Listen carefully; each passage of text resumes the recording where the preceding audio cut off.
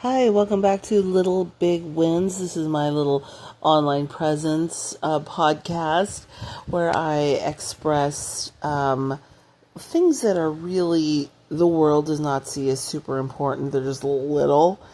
There's no prestige, of course, offered along with um, any kind of prominence or anything like that to the world. However, to me, they are quite important. They're just little, and they are big wins for me because I'm expressing things and expressing intentions and sharing actions that I am participating in or have participated in or plan to participate in, where I manifest things that have been part of my healing, just in my journey in life. Today, I do want to focus on knowing thyself, really knowing yourself, and knowing what I like. You have can kick off a journey or a thought process where you can figure, hey, what do I really like? Who am I really? And just start that conversation with yourself. And if you're someone that is looking for other people who are in the same boat, or often or at least once or wants to start off that, kick off that journey of conversations with the self, I hope I can be of help. I am someone who remembers, even since I was a very, very little baby, that I am very self-aware and very self-clarifying as to what I want, at least for that moment. And so maybe you see yourself as someone that is that way as well. But I can remember that when I was actually, even before I was a year old, I can still remember some things about me and what I liked, what I did not like, and how I wanted to approach a particular thing. And that could be food, that could be how my parents or my other caretakers, like my aunties or even my uncles, would care for me, or even grandma and grandpa, the grandparents, how they would care for me as well. So I just remembered all that.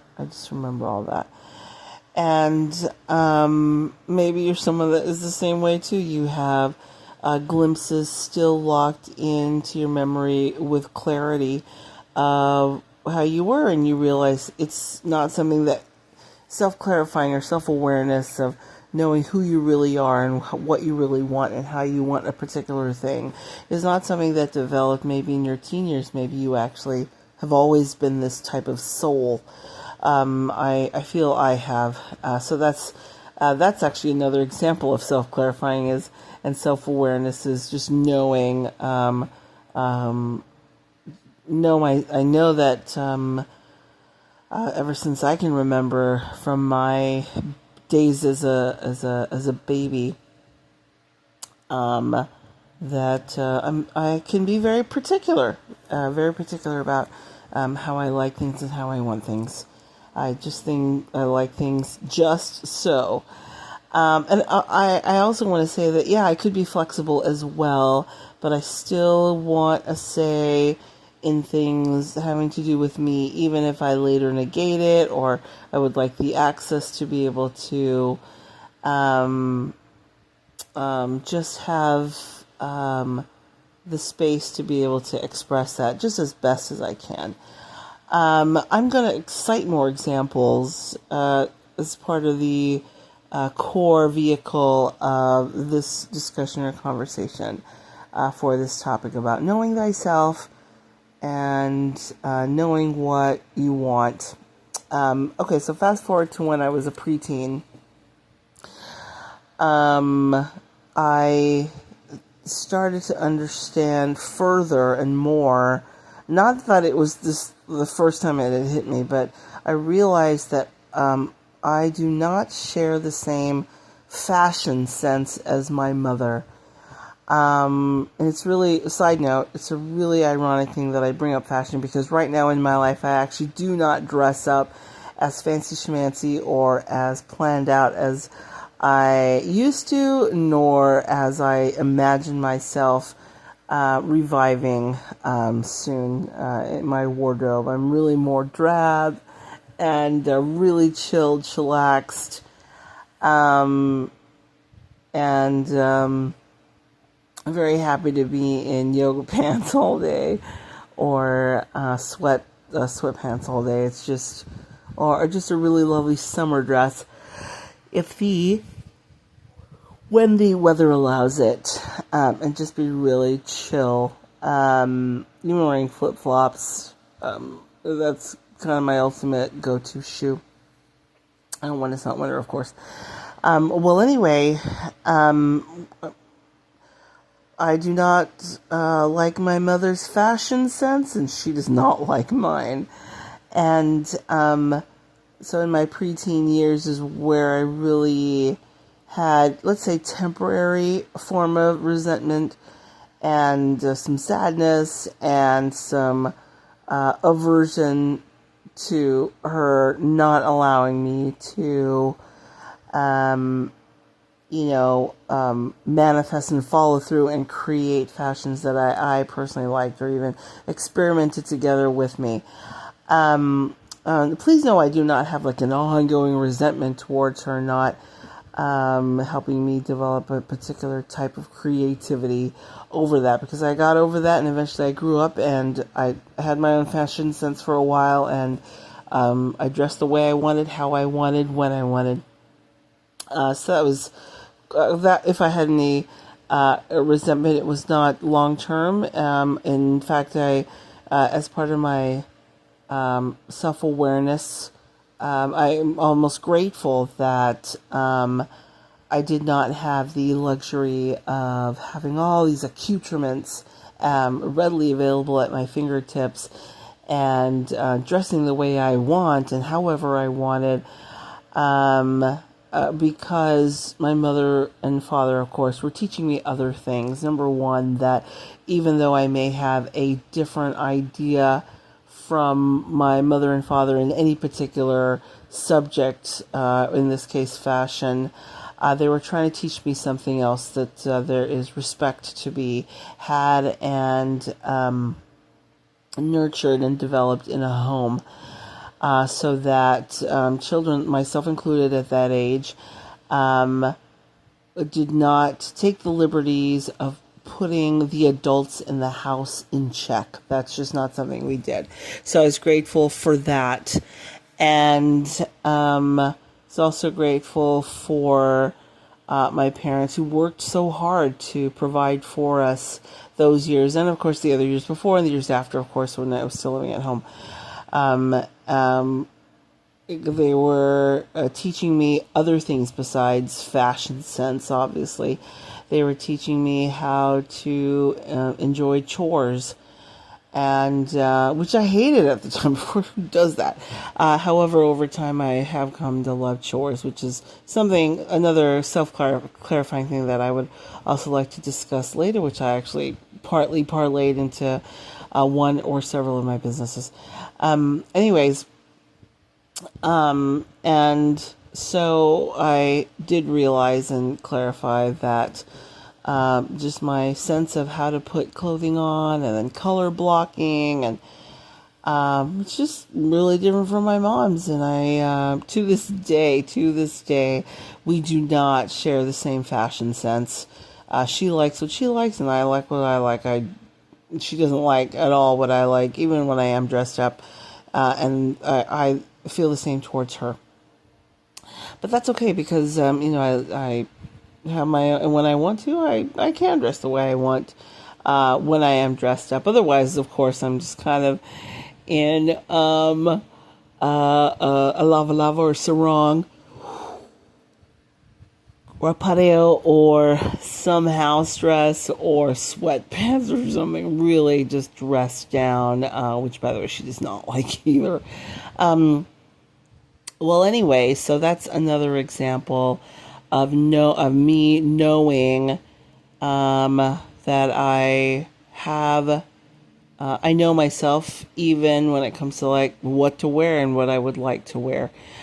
Even if that particular privilege was something that I developed, was able to express just a few years down the line as a teenager, and then someone, of course, who lived on her own once I left home to finish off college. And so the world, of course, and anyone listening to this podcast right now might think, is that really a big deal? I actually tend to think yes, it is, because in a household like that, at least for me, in my understanding, hey, I do have self-awareness and how I really feel about something. It's something that the world may think is little. My mother might have thought it was like not something that she could prioritize, but I felt that I had those feelings, yet at the same time also was taught a particular type of discipline to, again, express more respect for my parents and my mom in that household at the time as a young child, and to have that also ongoing in my life as I was growing. But also to be able to know that my mother had a different idea than me, and she still does when it comes to fashion, and I have a different idea from her, and I still do when it comes to fashion, and to not butt heads, not to come to blows about it, and not to freak out and cause that type of World War III type of argumentation and caustic debate, which could be extremely vitriolic and more hurtful than what the issue really was. So I have a great amount of gratitude that I was not able to dress up the way that I wanted to back in the day, and I was not able to swim so deeply in things of my favor. I'm grateful that that actually was subdued at that time. Please know that I was, and I still am able to, in later years, dress the way I like. It's like not an issue where I need like 10 head shrinkers or psychiatrists to help me through that. It's really a non-issue. But what I want to isolate here is that I did know, that's one example of what I did like, and what I do like, and what I do know about myself is things like clothing sense, a fashion sense. So that is yet another example, me citing just knowing myself. And that, of course, it seems like a small thing to the world and is something not newsworthy to the world, but to me it is something to cite here. And so that gives us a foundation for the next several years, you know, those formative years of my building up my own sense of self and direction. I was just, I also knew that I was, I really read people. I read people really well. And so that kept developing in me as I grew. And so what was really difficult for me was to have this discerning gift about humans and their intentions, but still try to be Christ-like towards them anyway. And that's something that I'm still not great at. If I know they're kind of an a-hole, right, and they're acting that way, I am not always kind right back to them. And that could be anywhere: people at church, people at school, people online. I don't believe I bite people first, but for some reason I just look like an easy target, and so people just act the way they do. But anyway, so reading people and their intentions, it just shows in their actions and in their tone of voice, how they look at you, their body language. And so because of that, knowing myself and knowing that particular gift about myself, and please know I'm not here trying to show off, oh, my gifts, look at my gifts, look at me, look at me. What I'm trying to say is each of us have been given so many gifts, and we can develop gifts that we currently don't have, but we want to see in others. Please know that I know that. I know myself enough to know that. It seems like in our family, when we're paying attention, we have a gift of discernment, and just read people's minds long before they actually commit a particular action.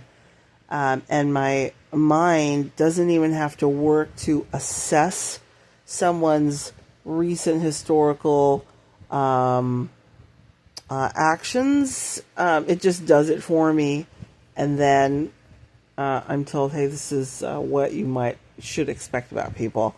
But the other thing I also had to learn as part of my self-clarifying and self-knowing myself is also knowing how to forgive, which I can be really great at, but there are other times I'm not great at it at all, and I don't. I'm not great at when it's such grotesque actions committed that are wrong, when it's when the betrayals are so deep and treacherous, very difficult for me to actually get past. And so those are things that I continue to work on, but at least I know myself that this is how I am. I do not, I can forgive freely, but it really does depend on the act. How deep is the betrayal? How deep is the crime? How bad is the crime?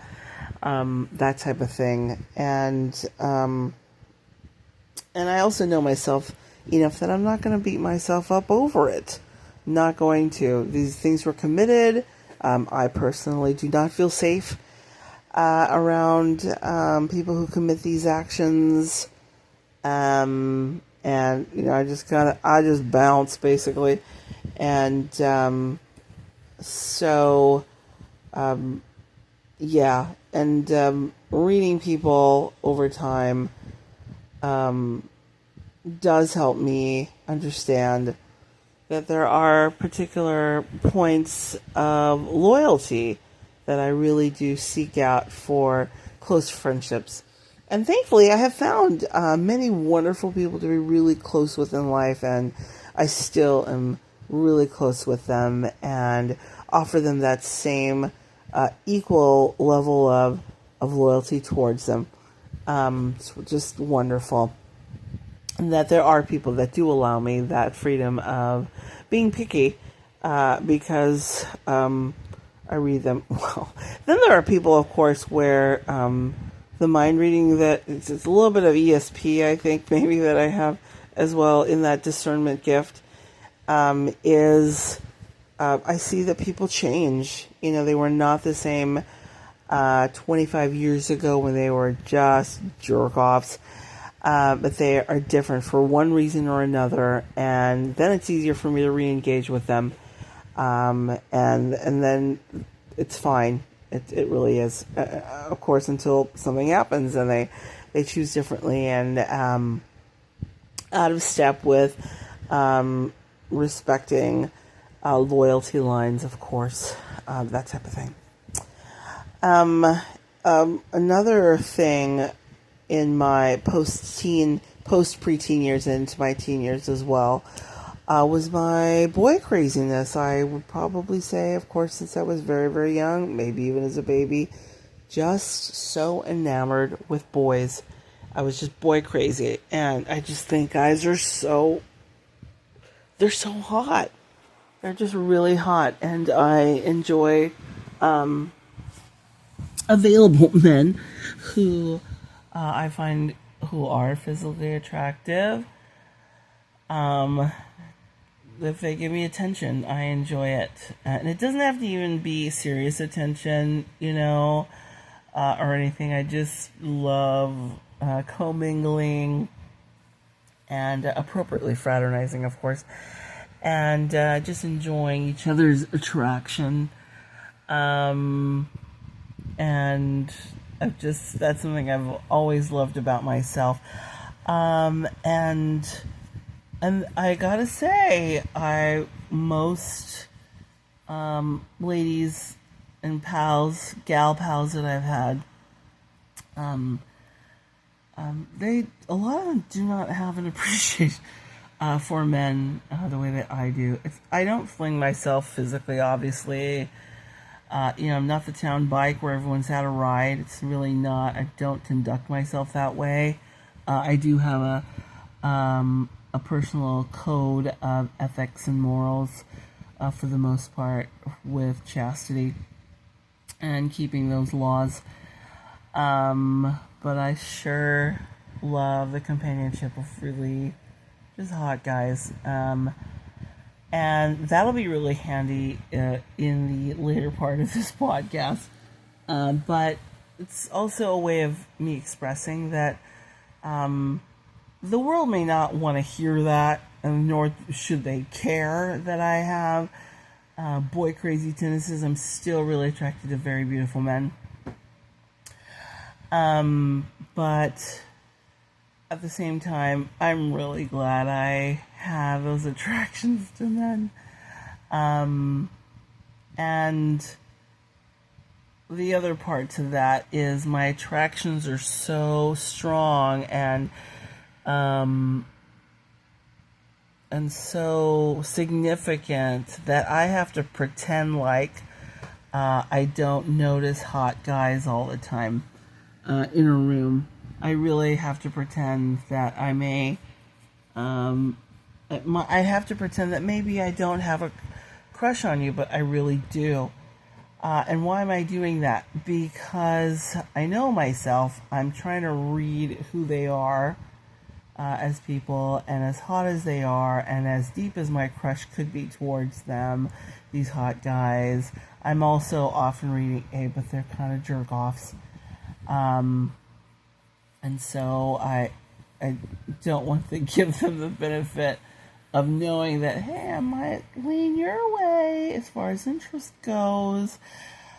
The other thing too is I really, for the most part, I do not chase men. I really just let available men chase me. And because I like that feeling, and it just helps me feel prettier. That type of thing. I do know, I also want to add, in those pre-teen years, I'm in my teen years now, just about to enter pre-adult life, of course. A third thing that I know about myself at that time is that I still do not know what career I want in life. And I think I think I always wanted to be a mom and have a husband, and grow up in this wonderful church that I am a member of and love. And that it did not pan out exactly for me that way, but that would have been nice to. I didn't have a clarity as to what my adult profession would be like, even at that point. Well, anyway, fast forward, and over time in my teen years, I had a really wonderful youth group, and I noticed that during my teen years, I started really enjoying listening to music and coloring in my coloring book after I'd showered and I had my snacks. My homework was done. Even when my homework was not done, I really loved just coloring in my room, having that quiet and that solitary, just that self space. And And then, of course, the wonderful youth group was also partly teen girls youth group. There were a lot of crafts and creative types of little projects we would get together for once a week or once every other week. And I really loved it. I just loved the creativity with that. Loved it. I also knew, though, however, I loved dance, and I would fantasize that I knew that I would be a dancer. I was really into Paula Abdul. Oh my gosh, I was crazy sick into her and her moves, and just how beautiful she was. She was so pretty. So I wanted to start emulating her. But I just remember not really knowing what serious job I would have. I said, "Oh, I'm going to be a dancer." I really did not mean it. I just knew that I loved it. And I loved choreography, and I was good at it. And I'm back then, or at least I thought I was good at it. But people seemed to appreciate what I was doing when it came to projects for dancing in those years. Already in those years. So I really loved that there was still some ambiguity as to what I wanted to do as a career as a teenager. And in some cases you might say, oh, that's normal not to know that early. But for some reasons, it's a bit of a travesty if you don't know already what you want to do in life as an adult to participate and contribute in the commercial and capital universe there. What type of productivity are you going to use without being such a burden on the state or on the nation, let alone the entire world scene? So those are some thoughts about just my teen life. My earlier post-preteen life, and just living out my teen years. And, at the same time, I'm still juggling other things, like this one boyfriend I had who I actually never kissed,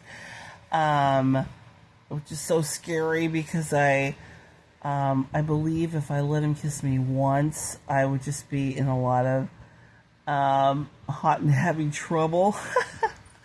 So it's probably a good thing I did not actually let him touch me. But I remember having such a big crush on him, and crush just on so many guys. I would fixate mentally on men that I was really attracted to, and I still do that even when I'm dating other guys. It's really horrible, but I know myself too, and for the most part when I'm with somebody, I'm dating somebody, or I was even once married, I really commit to that one man. So we'll talk about my marriage and then post-marriage, as well as further on in this podcast. Okay, so then I graduate from high school. I do a little bit of community college, and that was really fun. I was not really interested in any of the guys I saw. I just had crushes on like different men and guys, but I was really so unable to balance and juggle that. Number one, I just still did not know what I was going to do in life as far as a career, and community college really served me really, really well. I felt like it was the more put together, more focused high school years that I did not have, and I did really well. I got on the Honor Society finally, and I felt more relaxed, yet I felt more paced out. I felt like I was being more approached at that institution as an adult. So there was, I felt more supported in that. My parents were split at that time. And so as we were still living with my dad, he's passed away, but I just so grateful for him. And I really found my own way, navigating those first couple of years of college, and then I eventually was able to graduate with an associate's degree there, and then move on to other parts of life. I remember as a teenager being told I was really good at science. I was really good at genetics, and I really was. I can probably say I have great confidence in everything but math. And it wasn't until my first couple of years in college that I really started to see math as something that I could love, because I had a really great college algebra teacher. It was really wonderful. I also remember loving a little bit of pre-calculus in high school when I really started to make way with the equations. But alas, my pheromones had the best of me, and I was just focused on how cute the guys were, and then how to pretend to be more shy, and to be more coy, but way more shy, and too tough and too special for them to date. They've got to work really hard for me, and I actually still have some of that mentality as well. I do, as a side note, want to say I'm still looking for that guy. I'm still looking for my wonderful father in these men, which means these men just, they don't really have a chance, because I have like Antigone complex maybe towards my father, who's just so wonderful and very successful in his career, and cared for us, and did really well in life, and was really great with me as well. He was just a wonderful man. He is a wonderful, his soul is a wonderful man, although he has passed on. And I just remember missing him. But anyway, I'm moving on, and so men are like the great topic in my life, and I see guys off and on again, and I don't go really steady with a lot of them. I'd had relationships, but nothing that I allowed to get too far.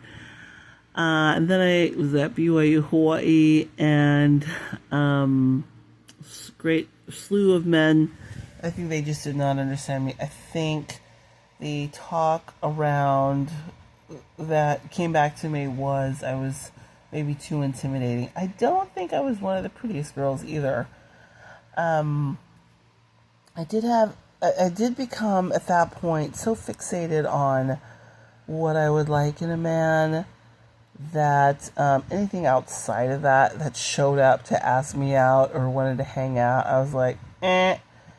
And then I was still doing my fixation on one or two guys at a time. Like that, and then still not sure, even when I had transferred to another upper division university away from my home island. I still was not sure in those first couple of years there.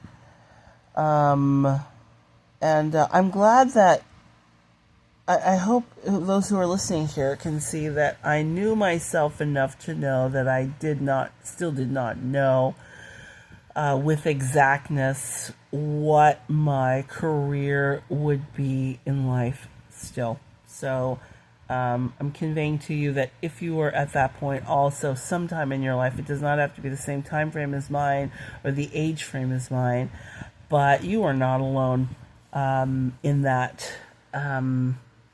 Anyway, I eventually graduated from BYU Hawaii. All kind of flirtations, some dates, but never continual consecutive dates. I think I was so fixated on trying to get a career and conveying that to several men who had asked me out or wanted to do stuff together. And I did not take them seriously when it came to the talk of marriage. I really was not super ready in those first years at the second university I was at. Finally, towards the end, like when I graduated, I was like, I have to get married. I just knew that that's something that I had to do, and I even told my professors that, because they were asking me, hey, what are you going to do after you graduate with your baccalaureate? And I was like, I need to get married. And, but at the same time, also, there was a little bit of a dilemma. This is how self-clarifying I knew myself. I knew I had to get married. And at the same time, I did not want to miss a chance to see the world either. So guess what I did? I went to go see the world right after I graduated with a bachelor's degree from the wonderful institution where I received my bachelor's degree. And I met a guy there, and who I was not even into. I did, however, hear or receive an impression that when I first saw him, that would be someone who would be my husband. And that's kind of what happened. And I avoided it because I was not interested, because I was so stuck on my own ideals about marriage. And I was seeing other guys in another city in that new place where I was living after I graduated from college. Anyway, I was just friends with him off and on, and didn't think anything of it. And then we just started hanging out even more and more. And I found that I really loved, at that time, he had a sense of genuineness and human kindness and depth that the other guys just were not showing. He did not have like everything I wanted, but I felt that it was okay. I also was not like a super spring chicken. I was not 18 or 19 years old, or even 22. I was like nearing 30. And 27 at the time I met him, and then 28 later on that next year, engaged to him, and then we worked through it, and we eventually just got married in that other country we were both living in. And for a while it was bliss. But I knew that I maybe had been so demanding of what I wanted him. I was so sure about who I wanted and what I wanted, so much so it was to the point where if he did something that fell short, I was not kind about it. And that put a strain on our marriage. He too had a personality that I saw over time was not super likable, and I did not have the forgiveness, that day-to-day daily forgiveness that I learned later, of course after divorce, that I should probably offer that grace to my life partner, or my husband. Well, anyway, that marriage fell apart for all kinds of reasons, and I found myself just rocked, and I want to talk a little bit about that here as well. I knew that I had been rocked to the core, and I obviously have still a hard time forgiving his very irreversible actions. Absolutely, they're grotesque. But at the same time, and I would never take responsibility for his choices ever, but I had, after I grieved, really, really broken at the more immediate post-apocalyptic time of that split. I eventually, after my deep grieving, was able to add how to work on myself and to take responsibility for my part in that breakup. And this is the other part of knowing thyself, really knowing myself, and knowing what I want to do. And that is not to ignore my accountability that I needed for my part in that breakup. So ever since our split, which is like 15 years ago, we're nearing the date of exactly 15 years of our split. It still breaks my heart, actually. I'm getting just a little teary. Still breaks my heart that we are not together again in marriage. And I think I have come to arrive at mental locations, emotional state locations, and even intellectual state locations of who I really am from being rocked and being so broken from the end of my marriage. Mind you, before I split, I had graduated with a PhD at a really prestigious institution overseas, in a totally different continent from a foreign continent that we were already living in. So I was living this very jet-setting life. He was not as much of a traveler as I was and I am. Anyway, I felt as I was growing in my career of, hey, maybe I could be a professor, right? Because by then I decided, okay, yeah, that's what I'll do for a career. All right. It's something that basically fell into my lap, and I was like, okay, just say yes to that because it's there. I did become a professor, a full-time professor, but I started to see successes in my career, but not improved successes in my most important relationship, which was my marriage. And then, of course, as I have said, that it just fell apart. And then I fell apart. And I have since been trying to self-clarify how to put those pieces back together. And I'm really, at this point, I can only say this now, I could not say this back then. I have a great amount of gratitude towards the slowness of that burn that I've had caused by the end of my marriage. I found that although I grew up in a wonderful church and I loved the crowning jewel of our church was the temple, I really feel that I discovered it more in my pleading from my broken heart post-marriage and post-divorce, and that I lean on the Lord even more so because of that. I'm still a broken person from that. I mean, I know myself enough to say, yeah, I'm pretty broken from that still. And I have the confidence to be truthful in that. Of course, I did not feel like talking about it at all without bursting into wild tears 15 years ago, because I was in such a state of shock that the end of my marriage really was suddenly a very clear and not just possible, but a committable end of a transaction of love and commitment towards each other. It was a very real thing, the end of that. And it's just really rocked by that. It's really torn apart. I definitely experienced PTSD from that, and I still do. I'm still feeling that I'm a victim of that for sure, but I'm also a survivor of that for sure. That self-honesty, that honesty in this, that honest serum I like to give other people in my reading them so well so they can come clean about things that I already know about them. The radar in me just looks like, okay, I already know you're doing this. I just need you to confess it.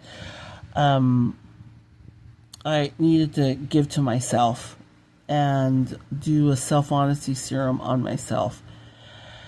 And not suddenly, but just over time, I realized that being an academic and a scholar, although I am those things just by virtue of my job, but also just the way I normally think anyway, there are times when I'm like Sheldon Cooper from Big Bang Theory. It's just, I can be like crazy. But I realized, those are wonderful things that I do and I love it.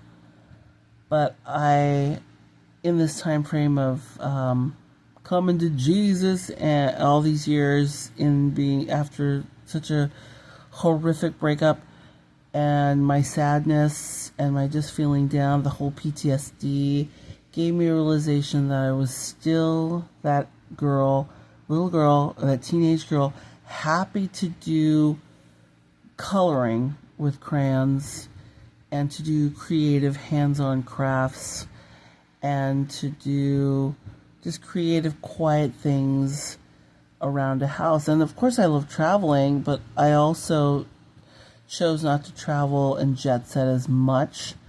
After my breakup, I really felt like a home was where that I knew myself enough to pay attention to myself. That home, being at home, doing cutesy, craftsy, artsy things, and making a meal, that type of thing, and doing chores at home, even if it's yard work. That's really where I'm so happy. I'm just so happy there. Mind you, I could still return to being a full-time professor really anywhere. I can apply anywhere, basically. But that is not where my heart is initially. It's not really. So what I decided to do was pay attention to what I know as the gift of the Holy Ghost. And pay attention to all those things about me that are very female and feminine. For example, female and feminine, and then parlay that into a business. And I did, and there's like 43 subsidiary businesses I have, and they range from herbal tea business and selling that, hot chocolate, home and house lifestyle, antiques, into that, vintage, affordable vintage, but designer luxury brand handbags, beauty, makeup, hair stuff, totally into that, travel, totally into that, this podcast, things that are really very soulful, and they really are very female, and they are very me. I know myself. And also, during this downtime from a big-time academic career that I thought I would have, I have decided that when it comes to knowledge base, I'm grateful for my arts and letters background. Absolutely. In another podcast previous to this one, I also even talk about what type of topics I'm going to talk about in the academic world, and still have a leg there. And I still adjunct teach. I'm still open to that for sure. But I really love that I am more happy doing things around the house. Craft making, make your house all cute. Also children. I still love being around children. Today I was with a dear friend and her family, and her grandkids are so cute. And just being around children, that maternal, very female. And I've done that. I've also been a substitute teacher in pre-K to high school aged kids in New York City, in all the boroughs practically. Just things that are really nurturing as far as that. But I've also been building businesses that are really in that nurturing type, those nurturing industries, and where I can stay home. However, having said that, I've also had a growing interest in ETFs and the stock market, stuff I can just do at home or pull out on my phone anytime, whatever location I'm in. I've also have this great invested interest in oil and energy, just watching my boy Trump just with all the winning after winning after winning, which includes reviving the energy and oil industries and the leases that are allowed. I was really happy for the Department of Energy, and for a while I've been looking at that, things that are lucrative, all things that I can do at home.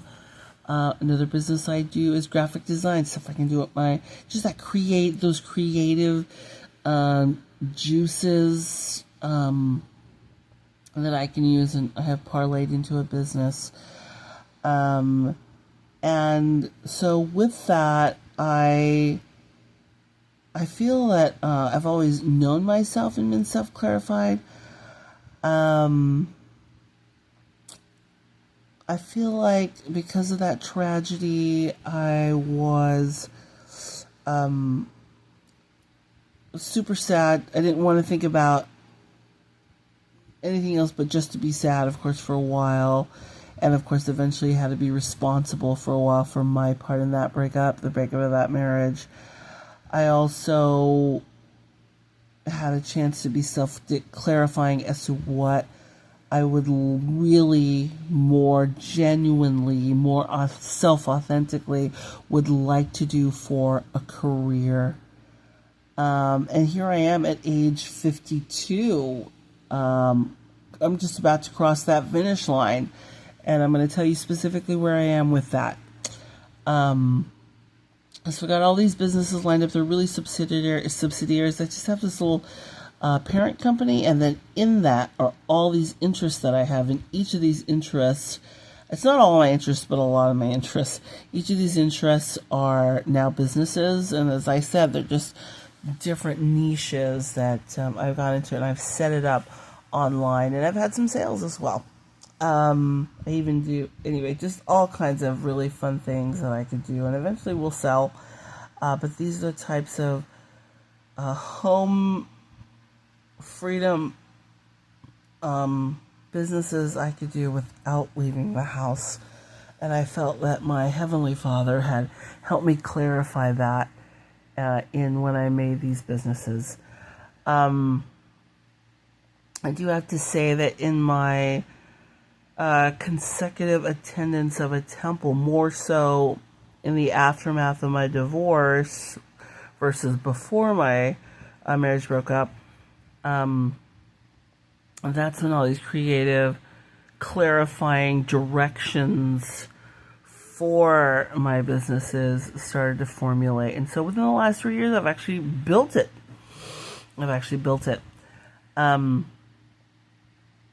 And so when I say you've got to know thyself and know what you like and know what you want, I'm coming from a place from having shifted that sense of self-clarifying. I have definitely grown and developed more of that whole self-clarifying, genuine self-knowing myself, and self-clarifying what I really like and how I like to approach things. Even more so, it's been exponentially augmented from that particular huge trial in my life. But we are here now, and as much as I like having access to being able to teach when I like, that's something still part of me. I love that teaching and being a professor is not the only way for me to have a career. I can have all these other things that I have been led by the Spirit through Jesus Christ from my Heavenly Father as to how to set these up. And then, of course, I also love oil and energy and blockchain and, of course, crypto, of course, all that stuff. And AI, the whole semiconductors industry is amazing. I am right now really sure that I want a work-from-home remote job to do marketing and digital marketing for energy companies, as well as be their educator on their products towards investors and towards the general public. Those are two things that I can offer to them. And I've spoke to some companies. I'm still waiting to finish off hearing back from them as well, but I'm just going to keep trying. The wonderful thing about this is that I know that the pay will be great for me, and then that will give me the capital I need to run my own ads and advertisements for my businesses, and therefore the loophole is closed in on that, and I will have this cyclical system of money allotted for advertisings for my businesses, and that's green light go. I basically just work just a couple more years, and after that I really don't have to work anymore. But I do want to work in an industry that I self-clarify I know I want to be part of, which is the oil industry. And obviously the coal industry, nuclear, superconductors, AI, that whole, I am at that point that is the career I seek and want to be in and part of. And I know that I want it to be a remote job, a work from home job, that I could be like in Dubai or Rio or in Hong Kong at any time, doing work and conducting business, and paying for my businesses. I really have come to know myself when it comes to career. Most importantly, I have really come to know myself when it comes to the spiritual nurturings and what really works. And obviously it's that daily scripture, of course that prayer, that daily repentance, but especially my time in the temple has really augmented who I know I really am in knowing myself. And I know that when I go in there, it's a university, a true university in the temple.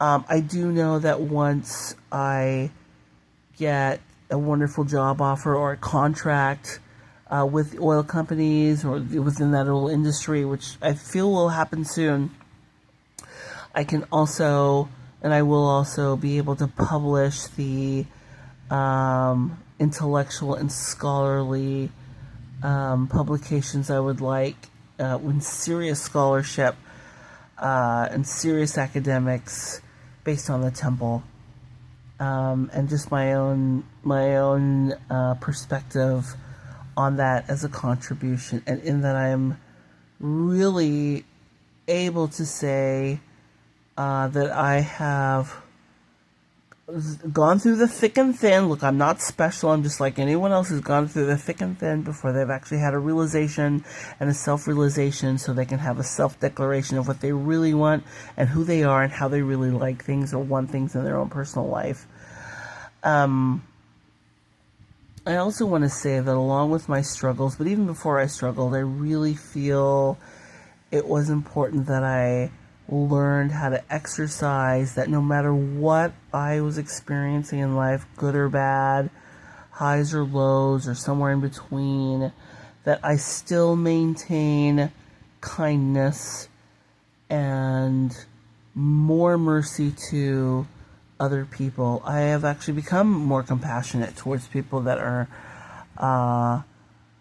people that I had a hard time forgiving earlier on in my life, for sure.